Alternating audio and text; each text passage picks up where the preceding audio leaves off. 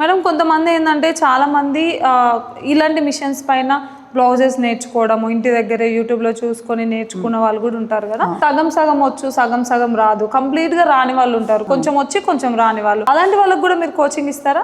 అలాంటి వాళ్ళకి కూడా ఇస్తాము. ఇప్పుడు కొంతమంది విలేజ్ లలో ఓన్లీ బ్లౌజే నేర్చుకుంటారు, మనకు బ్లౌజే అవసరం కదా అనేసి. లేదంటే ఒక లంగా జాకెట్, విలేజ్ లో ఏమంటే లంగా జాకెట్ బ్లౌజ్ ఫ్రాక్ పిల్లలవి అలాంటివి నేర్చుకుంటారు. అదే వాళ్ళు సగం వచ్చిన వాళ్ళకైనా నేను మళ్ళీ వాళ్ళకి ఏం కావాలంటే అది నేర్పిస్తాను. కొంతమంది ఏంటంటే డ్రెస్సే కావాలనుకుంటారు, ఏ డ్రెస్ కావాలంటే అది, ఏ బ్లౌజ్ కావాలంటే అది అలా కూడా నేర్పిస్తాను. ఓన్లీ ఫినిషింగ్ కావాలంటే ఫినిషింగ్ నేర్పిస్తాను. స్టార్టింగ్ నుంచి లాస్ట్ వరకు A to Z కావాలంటే అలా కూడా నేర్పిస్తాను. దాన్ని వాళ్ళకి ఏదైనా సగం సగం వచ్చిన వాళ్ళు ఉంటే దాన్ని బట్టే ఫీజు తీసుకుంటాను. ఓకే, ఫీజులో కూడా వేరియేషన్స్ ఉంటాయి. ఫీజు కూడా వాళ్ళకి ఏదైనా వర్క్ వచ్చింది అనుకోండి కొంచెము, ఫీజులో కొంచెం తక్కువ తీసుకుంటాను. వాళ్ళకి అలా వర్క్ని బట్టి చూసి తీసుకుంటాను వాళ్ళకి. ఓకే,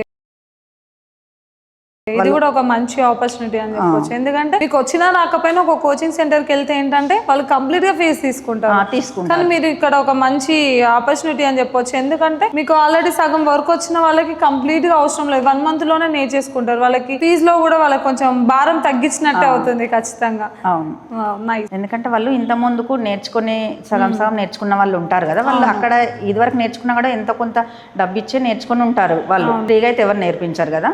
అయితే మనం కూడా వాళ్ళు నేర్చుకున్న దానికి మళ్ళీ మనం డబ్బులు వాళ్ళకి వచ్చిన వరకు కూడా మనం డబ్బులు తీసుకున్నట్టు అవుతుంది కదా. అందుకే నేను అలా తీసుకోవద్దు. వాళ్ళకి ఎంతవరకు వర్క్ వస్తుంది, నేను ఎంతవరకు నేర్పిస్తున్నాను, నేను నేర్పించిన దానికి నేను మనీ తీసుకుందామని అనుకుంటున్నాను.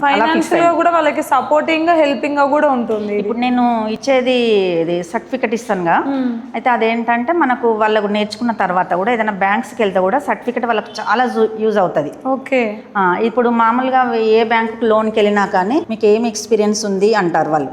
ముద్రా లోన్స్ అనుకోండి, పర్సనల్ లోన్స్ ఉంటాయి, 5 లక్షలు 10 లక్షల లోన్స్ ఉంటాయి వాళ్ళు బొటిక్ పెట్టుకోవటానికి. మనకు అప్పుడు సర్టిఫికెట్ చూపిస్తే వాళ్ళు లోన్ ఈజీగా అవుతుంది, వాళ్ళకి ఈజీగా శాంక్షన్. వీళ్ళకి స్కిల్ ఉంది, వీళ్ళకి ఈ పనిలో ఎక్స్పీరియన్స్ ఉన్నది, వీళ్ళకి లోన్ ఇస్తే వీళ్ళు కట్టగలుగుతారు అనేది ఒకటి వాళ్ళకు ఉంటుంది. మన సర్టిఫికెట్ చూపిస్తే వాళ్ళ లోన్ ఈజీగా అవుతుంది వాళ్ళకి. దీని వర్కింగ్ ప్రాసెస్ ఎట్లుంటది మేడం? ఇది శారీ ఫాల్ పీకో జిగ్జాగ్ చేస్తుంది. ఓకే, 3 చేస్తుంది.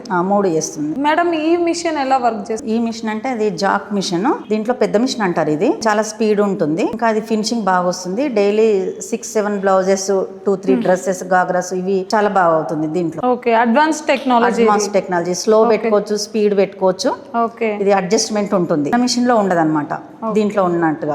ఫాస్ట్ గా కుట్టుకోవాలి బ్లౌజ్ అన్నప్పుడు స్పీడ్ పెట్టొచ్చు, నిదానంగా కుట్టుకోవాలనుకున్నప్పుడు స్లో పెట్టుకోవచ్చు. మేడం, ఈ మిషన్ ఎందుకు యూజ్ చేస్తారు? అది ఓవర్లాక్ మిషన్ అంటారు, ఇంటర్లాక్ అంటారు, ప్లస్ ఓవర్లాక్ కూడా అంటారు. మనం కంపల్సరీ బ్లౌజ్ కుట్టిన తర్వాత లోపల మనకు దారాలన్నీ పోకుండా అది సైడ్ బట్టి మనం ఇంటర్లాక్ చేయాలన్నమాట. ఓకే, అది ఇంటర్లాక్ మిషన్. అది కంపల్సరీ ఉండాలి బోటిక్ లో. అది పీకో మిషన్, స్టిచ్చింగ్ మిషన్, 3 మిషన్లు కంపల్సరీ. ఇది ఉంటేనే ఫినిషింగ్ అనేది వస్తుంది, అవుట్పుట్ అనేది. అవును, అది కంపల్సరీ ఉండాల్సిందే. నేను అది కూడా నేర్పిస్తాను ఎలా చేయాలి అని.